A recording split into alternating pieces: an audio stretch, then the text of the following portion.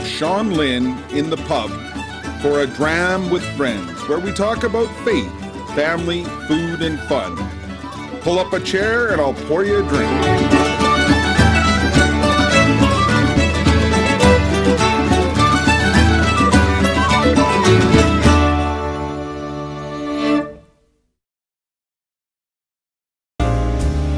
Episode 67. We are extremely blessed to be visited by an old friend, Rick Sarkisian, enjoying the fruits of God's vineyard. Sit back as I pour a dram.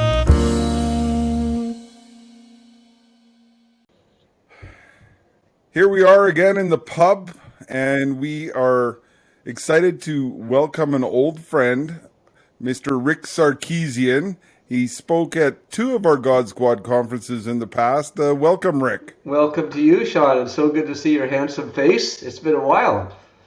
It has been quite a while. So you've been keeping well and living large in California, have Well, you? I am. I'm 74 these days, and they say 70 is the new 50, so I'm trying to keep it going here as best I can. But Wow, you're looking really good, and I'm glad that we've got you on the show.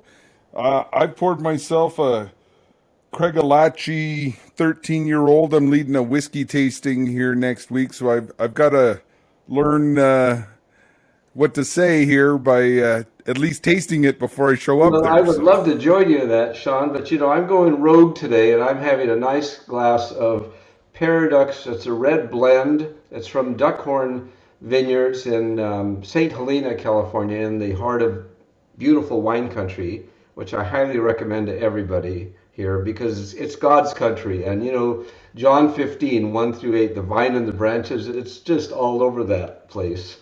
So it's good.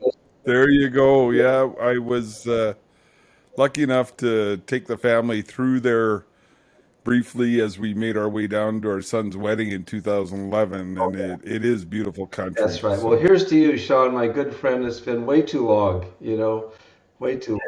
it has. So uh, I know Rick Sarkisian, but many of our friends in the pub might not know. So who is Rick Well, Sarkisian? I'm a native of Fresno, California, the raisin capital of the world. That's our claim to fame here. And but I'm a father of five children. They're all in various stages of adulthood and various stages of development in their life. And my profession for the last 46 years and continuing has been in the area of vocational rehabilitation and helping those with catastrophic injuries, life-changing events for these folks. And gosh, I probably have seen thousands now over the course of time. It all started one day when I was going to school on the streets of Berkeley, California. And I may have told you this story once, Sean, but I think it's worth sharing because it's a great metaphor, I think, of life, and it taught me a lesson there. So here I am, just some random student, 27 years old, and I'm walking to class one day in crazy Berkeley in the crazy 70s. And yes, it's everything you heard. I saw it firsthand.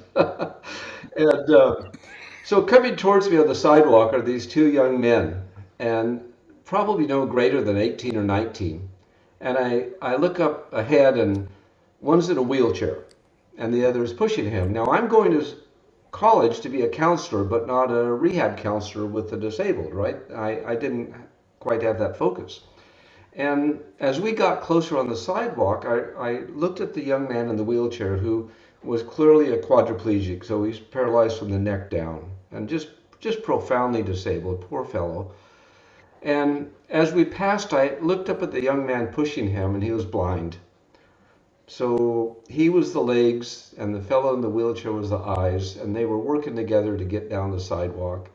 And I took it in that moment as a sign from God that, Rick, you are going to work with these people. This is what you're going to do.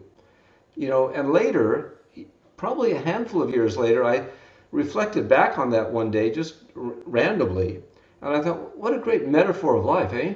Right? When we help somebody, we don't necessarily go looking for a reward, but we always get something back. We always draw something from the person that we're helping. And as men, what a great opportunity, not only for our children, our family members, but our friends as well, to do that.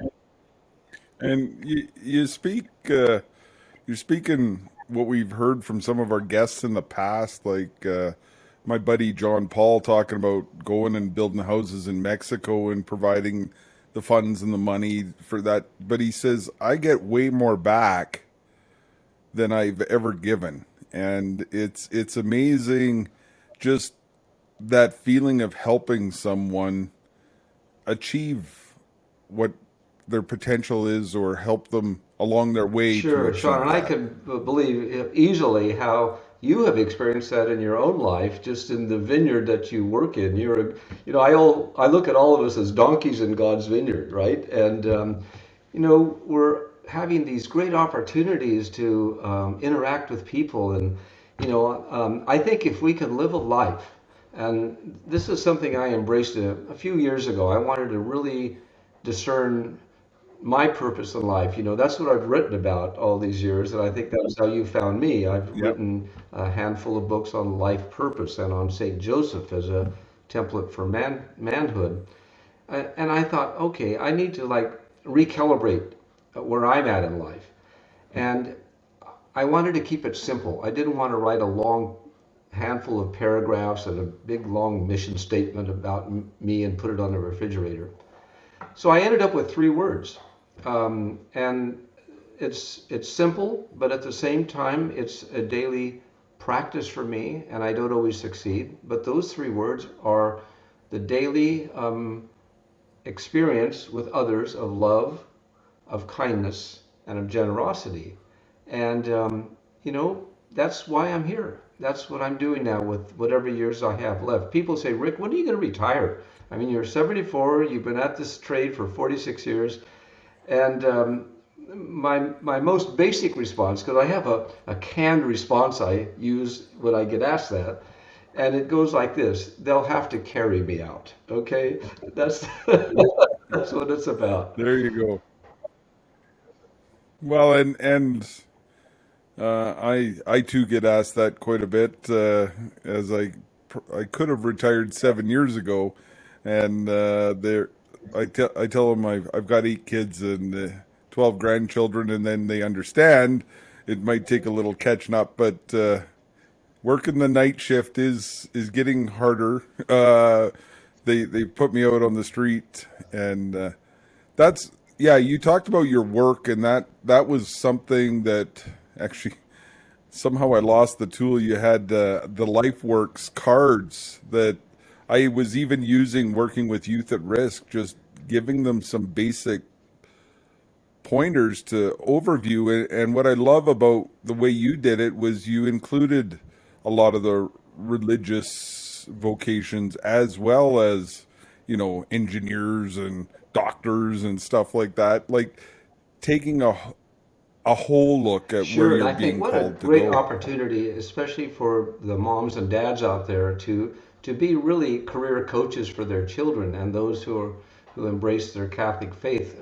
It's even better because we can include discernment through prayer. Saint Joseph is the patron of all things related to employment, and I include in his job description schooling and decisions about that.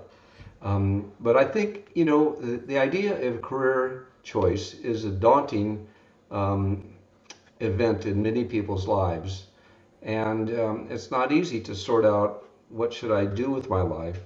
But the most important thing that prefaces what should I do with my life is who should I be? Who am I?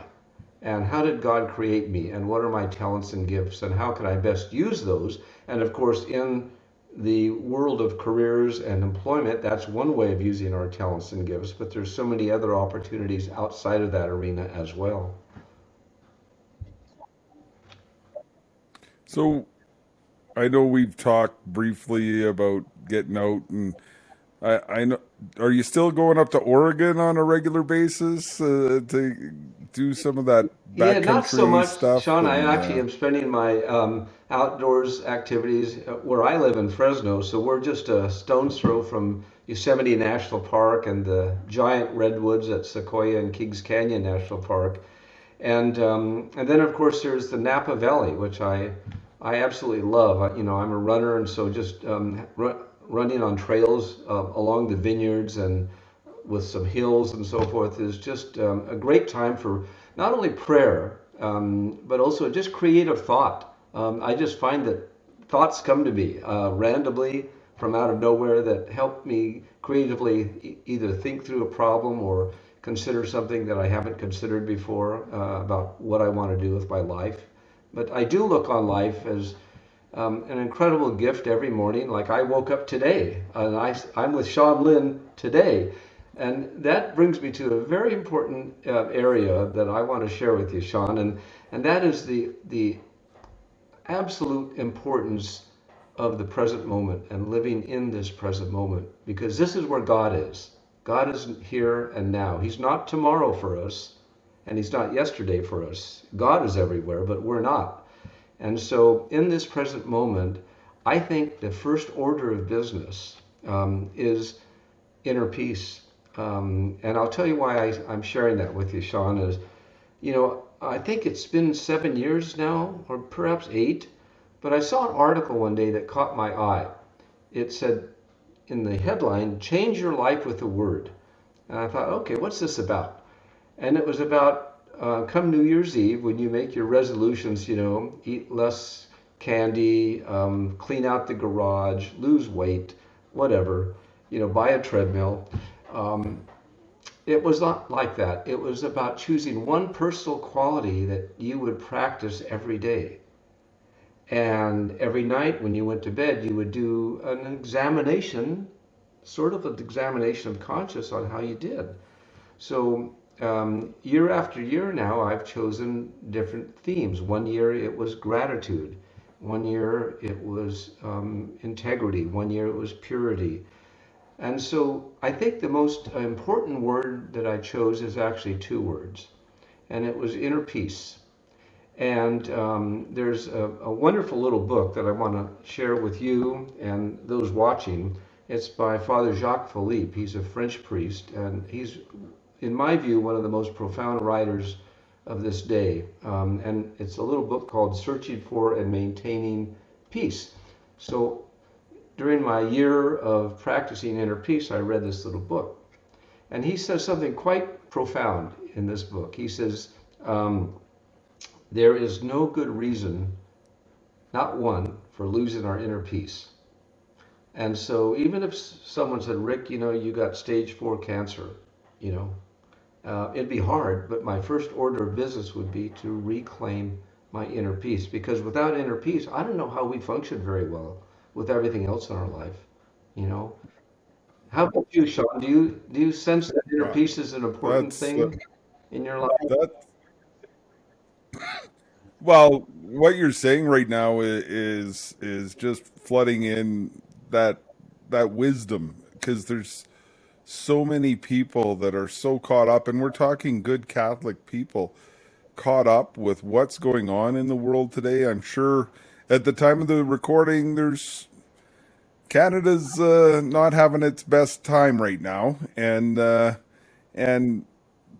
it's easy to go down those rabbit holes of whether, no matter what side of any argument you're on, it's so easy to get caught up in the Twitter, the Instagram, and I'm seeing it with the young people that I'm working with. They just get so caught up in that world, and it Yeah, destroys any I peace they think, have.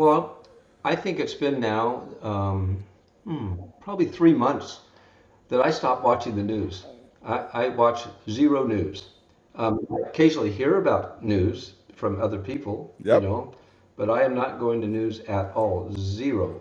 And I feel much better.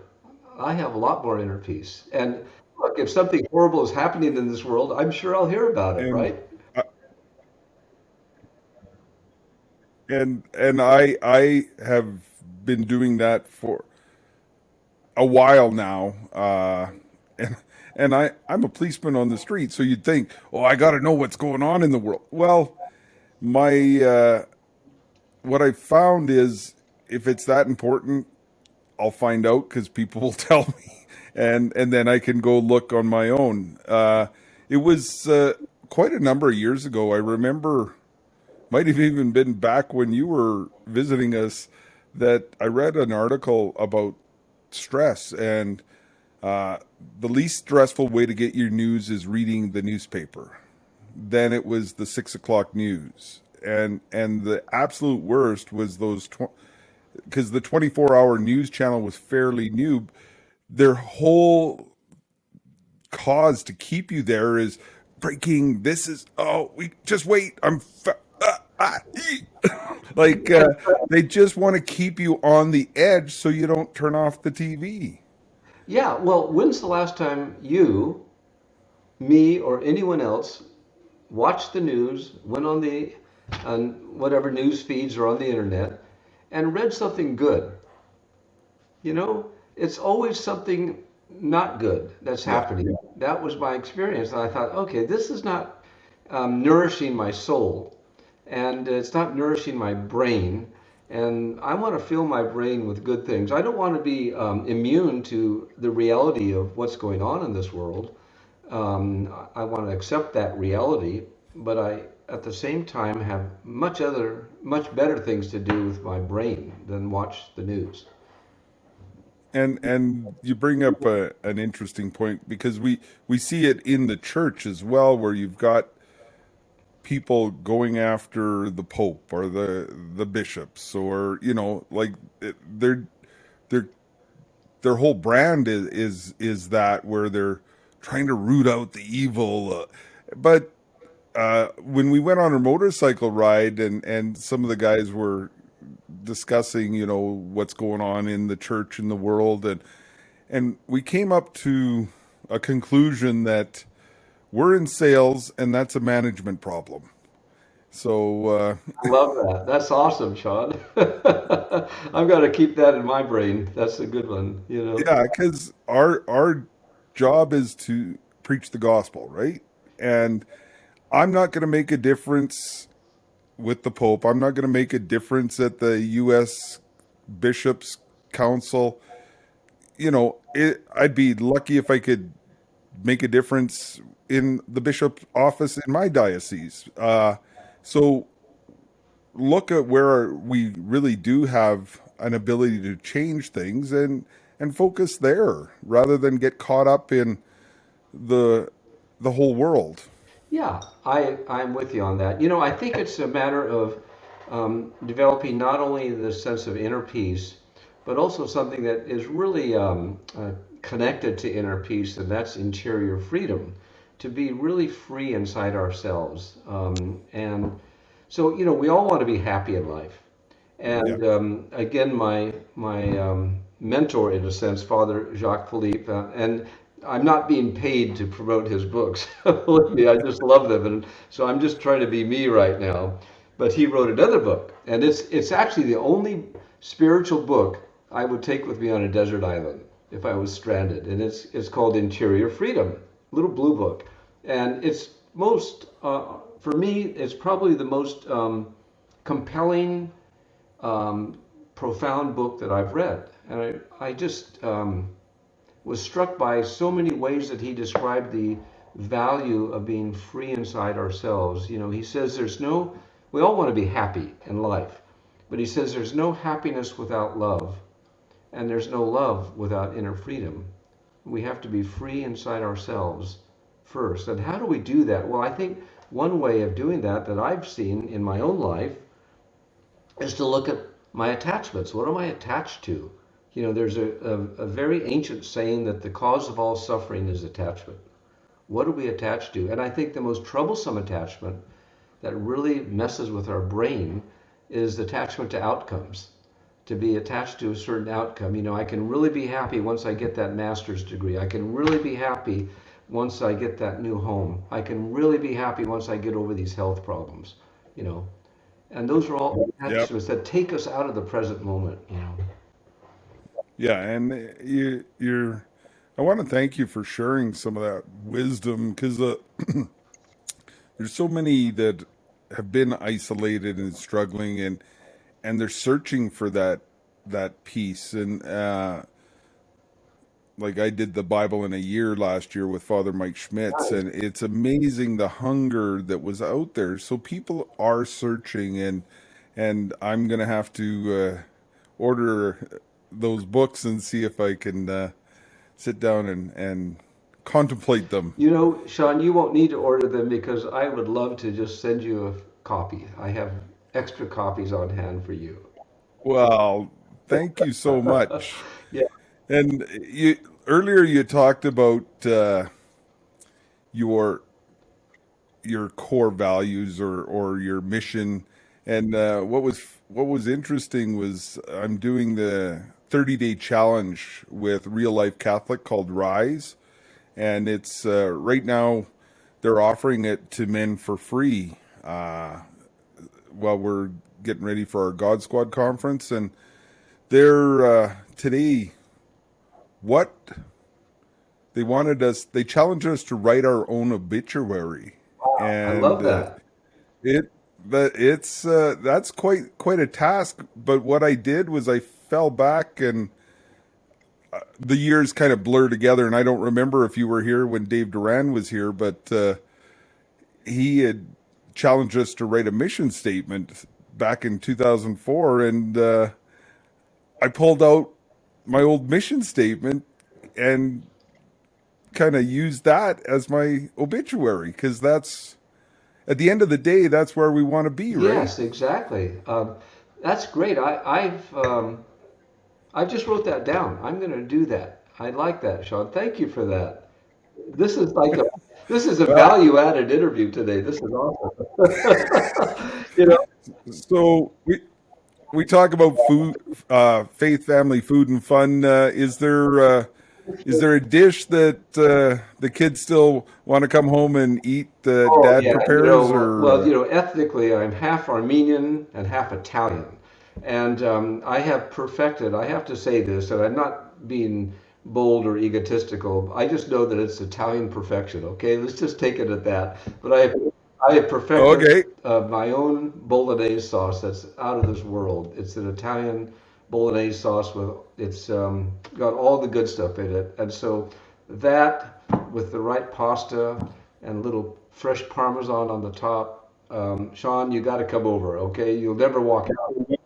okay. Well, we actually were going to come through the neighborhood in 2020, but COVID hit, Yeah. and our motorcycle ride got canceled that summer. So we were supposed to ride right through there.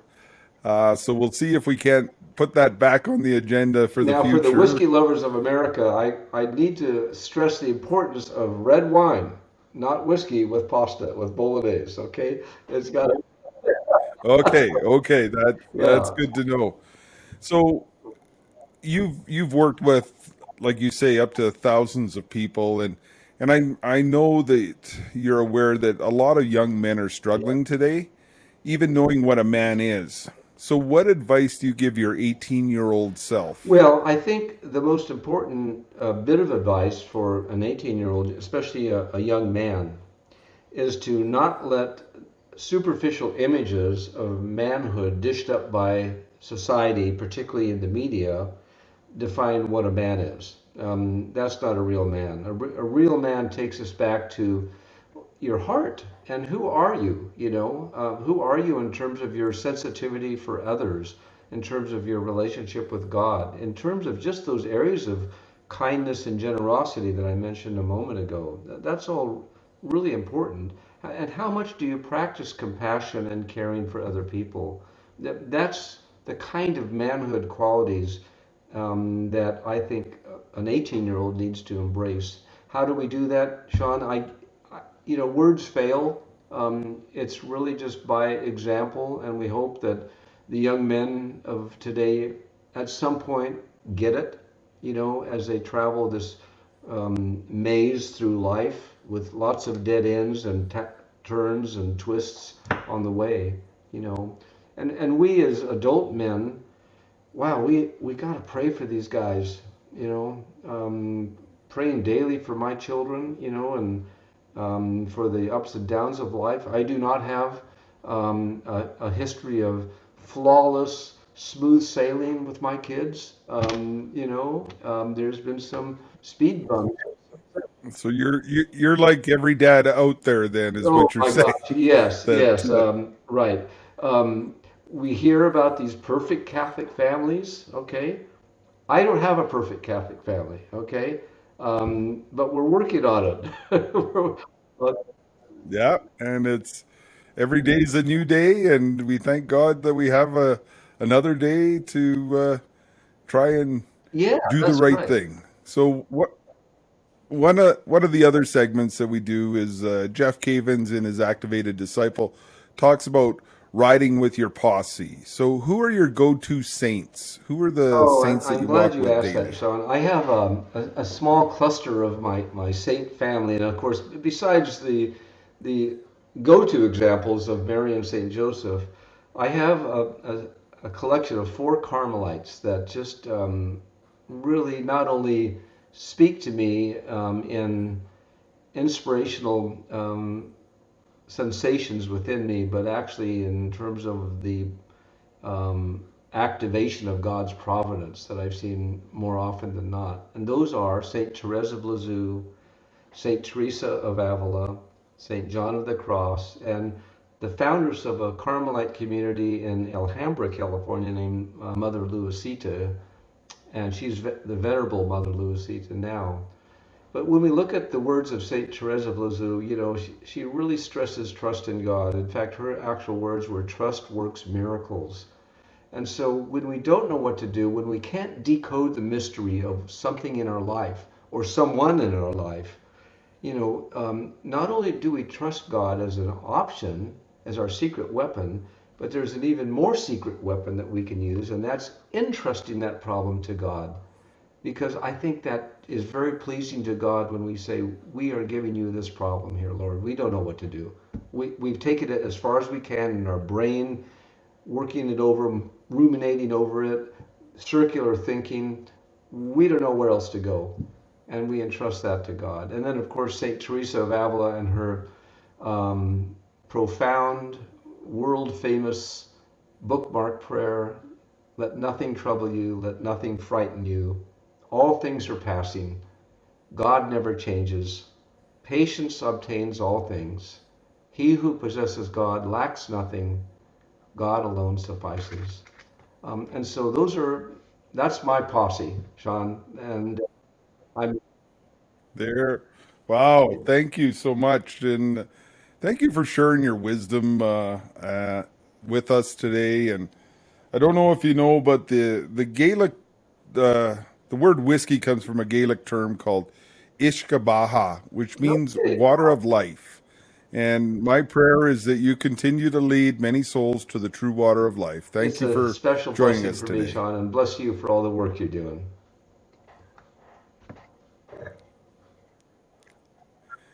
All right. And then if you wouldn't mind just doing like a 2 minute shout out for God Squad, and then we'll celebrating 25 years or 25th annual, Okay, or sounds however you good. want to word it. Well, God Squad, and so many years have passed now, Sean, since I had those beautiful experiences speaking to a group of amazing men in Calgary on two occasions. And what a blessing it is to be able to be here today and offer my message of continued support, continued prayers, and abundant graces on all the good work that you and the God Squad are doing in God's vineyard. It's really a special privilege to see this happening in the life and hearts of men, and how you have helped so many men in the work that you're doing. I hope to come back sometime and visit with you in Calgary and see some of my old friends that I met in ages past. God bless you all. I hope you are enjoying this content. Please like and subscribe, share with a friend. Also, go to godsquad.ca where you can pray with us and for us, and consider donating so that we can continue our mission reaching men wherever they're at. Thank you as we begin our episode.